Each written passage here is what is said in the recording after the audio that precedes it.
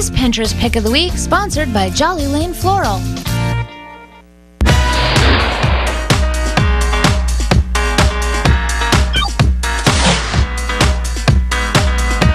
This episode of the Pinterest Pick of the Week. Last week it was the prom picture frames. Kids, I hope you all had a great time, but another sure sign of spring, the Kentucky Derby. This is almost as famous as the mint juleps, the Kentucky Derby pie. And Eric, you're not a big sweet guy, but you even like this one, and it's really easy to make. To make this Derby pie, you're going to need 2 eggs, a stick of butter, sugar, flour, pecans, chocolate chips, vanilla extract, and a pie crust. So when we first decided to make Derby pie, I was a little bit intimidated because it just tastes so good. You think it's pretty complicated. It's actually really easy. First, we're going to preheat the oven to 350 degrees. Then mix together the 2 eggs. I'm glad we aren't decorating these this week. So we have our 2 eggs now. We're just adding our stick of melted butter. Then we're going to mix together, and Eric will come over and add the flour and sugar.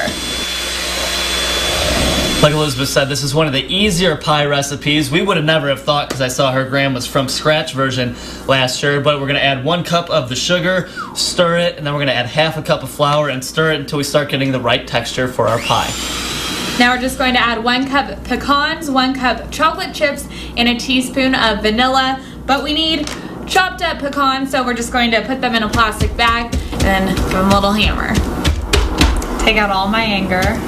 If you have a mixer with a low setting, you can continue to use that, but we're just going to start stirring in the remaining ingredients. That's the 1 cup of chocolate chips and 1 cup chopped pecans. Then just a teaspoon of vanilla. Then Eric's going to lay our crust and put in the filling. Our Derby pie is almost finished. If you're feeling a little more hands-on or tend to really like baking, you could obviously make your own pie crust, but you know, here at Pinterest Pick of the Week, you've seen our struggles, so we're going to go with store-bought pie crust. We're just going to lay it out in the pie pan, and I'm just going to add the filling and layer up the top. So the pie crust says that if you have a high sugar pie, like a pecan pie or obviously a Derby pie, sprinkle a little more flour on the inside. We're just going to add the filling and kind of smooth it out across the top.